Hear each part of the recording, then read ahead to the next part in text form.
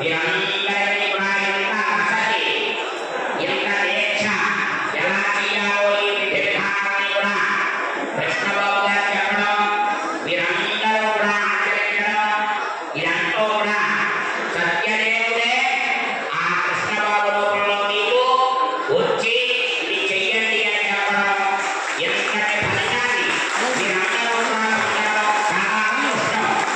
మీరే కాదు, ఇక మీద మీరు ఒక్కొక్కరు కూడా నలుగురేసి జనానికి చెప్పండి, ఇలా ఆహారంలో చేర్చుంది, ఇది చేస్తే చాలా మంచిది, మన హిందూ ధర్మాన్ని, మన సత్యనారాయణ స్వామిని, సత్య వ్రతం అంటే సత్యంలో మనం ఈ కలియుగంలో హిందూ ధర్మం ఈ ఒక్క వ్రతం చేస్తే అంత ఫలితం.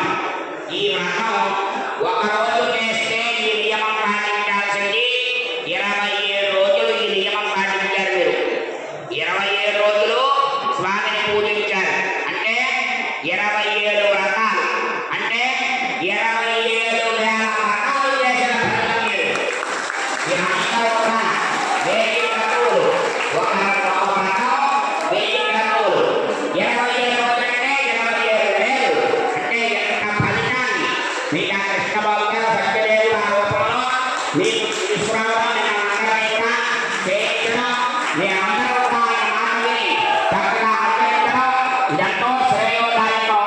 ఇలాగే ప్రతి ఏట మీరే కాకుండా చుట్టుపక్కల వాళ్ళ చేత కూడా ఈ హిందూ ధర్మంలో ఎంత పవిత్రత ఉంది, ఇది చెయ్యండి, ఈ దీక్ష చెయ్యండి, మీలో మార్పు కలుగుతుంది, మీరు అనుకున్నది చేస్తాయి, మీ కోరిక ఏదుంటే ఆ కోరిక కలుసుకోండి. 27 రోజులు దీక్ష చెయ్యండి, మీరు అనుకున్నట్టు జరుగుతుంది అని నలుగురికి చెప్పండి. స్వామి దీక్ష సత్య దీక్ష. సత్యం అంటే ఏంటి? మాట, అబద్ధం ఆడకుండా సత్యంగా ఉండడమే ఈ సత్య దీక్ష. ఈ దీక్ష సత్య దీక్ష అంటే ఇదే. ఎవరిని పెట్టకుండా, అబద్ధం ఆడకుండా సత్యంలో ఉండడం అంటే ఇదే. చక్కగా మీరందరికీ కూడా 27 రోజులు దీక్ష, 27,000 వ్రతాలతో సమానం ఈ దీక్ష. అంత పవిత్రమైన దీక్ష మీరందరూ కూడా ఈ కార్తీక మాసంలో ఆచరించారు. ఇదంతా కూడా సత్యదేవుడు ఆ కృష్ణబాబు గారి రూపంలో మీ అందరికీ కూడా ఇవంతా చేయించడం, మీరందరూ కూడా సహకరించారు ఆయన.